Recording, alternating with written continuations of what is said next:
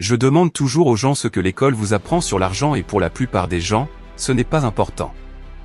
Je me souviens quand j'avais 9 ans, j'ai demandé à mon professeur d'école primaire, quand nous apprendrons ce qu'est l'argent. Elle dit que l'amour de l'argent est la racine de tous les maux. Écoutez-moi les amis. Je vous dis que vous devriez apprendre cela à l'école du dimanche afin que cela s'enfonce profondément dans la religion et pour les religieux c'est une mauvaise chose. C'est pourquoi ils n'enseignent pas l'argent, ils pensent que c'est une sorte de problème religieux.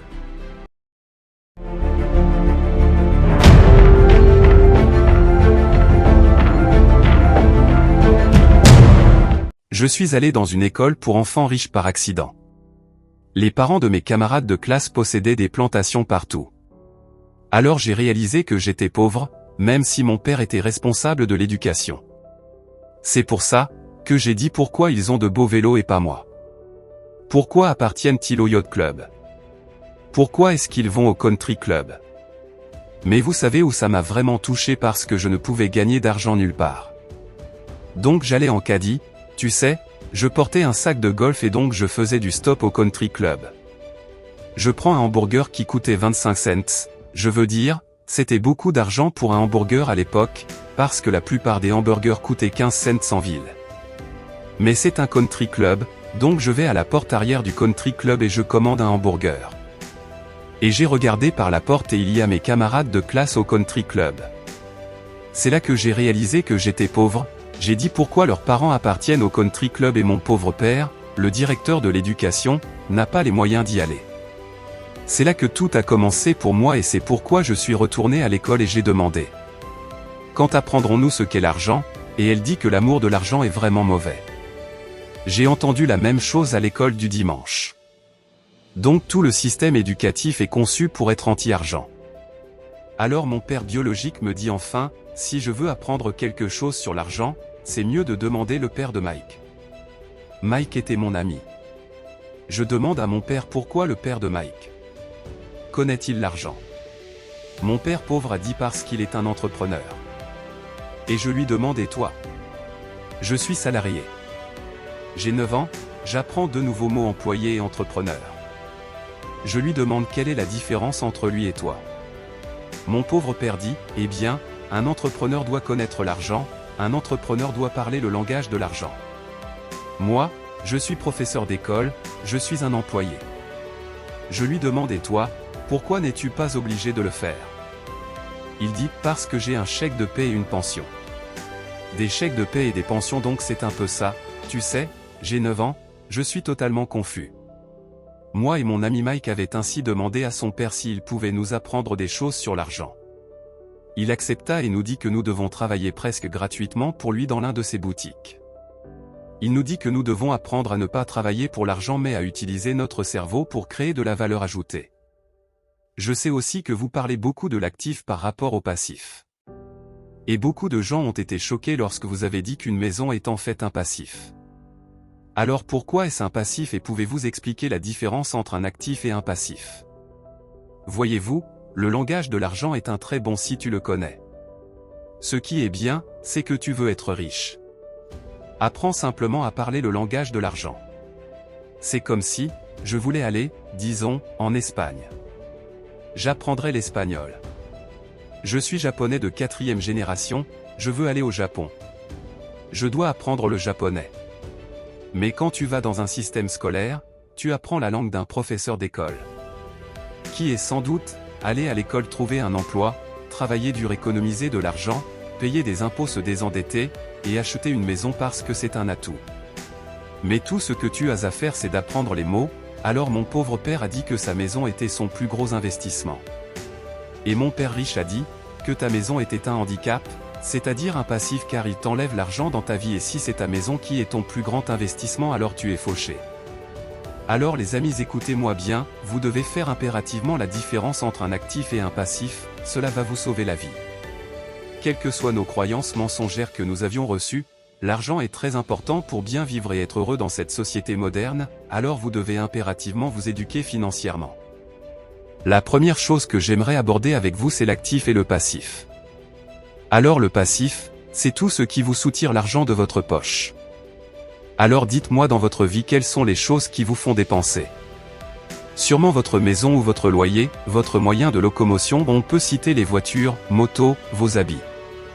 Bref, tout ce qui vous fait dépenser sans vous apporter rien en retour sur le plan pécuniaire. Maintenant un actif, c'est tout ce qui vous fait gagner de l'argent. Alors dites-moi, qu'est-ce qui vous fait gagner de l'argent? Pour la plupart c'est le salaire et c'est là que le problème se pose. Si votre seule source de revenus n'est que votre salaire, vous êtes assurément fauché, soit vous le savez déjà, soit vous en êtes inconscient. Nous vivons dans un monde où l'inflation augmente à grands pas. Ce qui veut dire que si vous vivez aujourd'hui décemment avec 3 000 $ par mois, d'ici 2 ans, vous aurez probablement besoin minimum de 5 000 $ pour vivre au moins décemment. Et si votre employeur n'augmente pas votre salaire proportionnellement à l'inflation, ce qui sera probablement le cas, vous serez simplement en difficulté financière et vous allez prendre plus de dettes pour vivre décemment et ainsi vous allez devoir payer ces dettes jusqu'à la retraite, si vous ne vous réveillez pas vite. Maintenant nous allons voir comment vous pouvez faire pour sortir de là.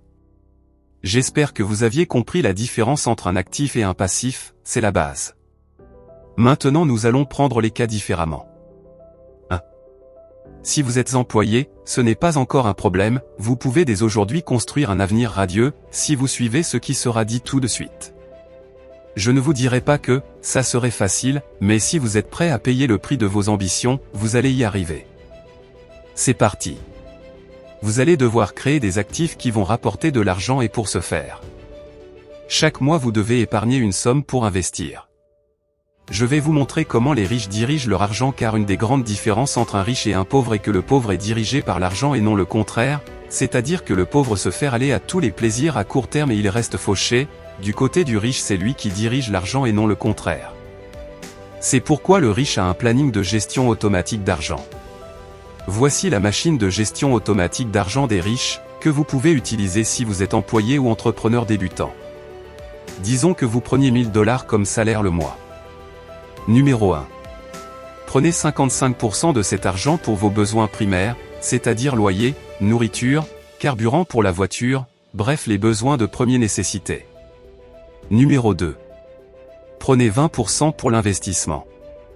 C'est-à-dire que sur les 1 000 $ chaque mois, vous devez mettre 200 $ de côté pour investir. Beaucoup de disent maintenant, alors j'investis dans quoi? Eh bien vous pouvez investir dans les actions en bourse, dans l'immobilier, dans la crypto-monnaie ou même créer une activité parallèle à votre boulot qui se sera votre propre entreprise. Mais avant d'investir, vous devez prendre en compte le numéro 3 du logiciel de gestion automatique d'argent. Numéro 3. Prenez 10% pour vous former dans le domaine dans lequel vous voulez investir. Et c'est là que le problème se pose. La plupart des pauvres croient tout connaître quand le riche paye des fortunes pour se former chaque mois et gagner plus d'argent. Le pauvre se dit, la formation coûte cher et la plupart du temps il essaie des choses qui ne marchent pas et il dit je ne vais plus investir. Vous devez comprendre que l'investissement le plus rentable est celle que vous allez faire à vous-même. Alors sur 1 000 $, gardez de côté 100 $ chaque mois pour vous former. Numéro 4. Prenez aussi 10% pour votre loisir. Sur 1 000 $, vous pouvez prendre 100 $ pour vous faire loisir à vous-même. Et enfin 5% pour faire des dons à une personne qui est dans le besoin ou à une organisation de charité. Et oui, vous devez comprendre que celui qui donne reçoit, voilà pourquoi les riches ont des fondations de charité partout dans le monde. Maintenant je sais que beaucoup d'entre vous ne vont pas l'appliquer et ils vont rester malheureusement fauchés, voilà pourquoi 99% de la population sont pauvres et la minorité qui sont disciplinés et prêts à payer le prix réussissent. Si vous regardez encore cette vidéo, c'est que vous voulez faire partie des 1%. Nous sommes à un pas de 2024, j'ai préparé cette vidéo spécialement pour toi. Après l'avoir regardée, prends ta vie en main et réussis ta vie. Bonne année à tous. C'était Robert Kiyosaki, auteur du best-seller Père riche, Père pauvre, pour votre bon plaisir.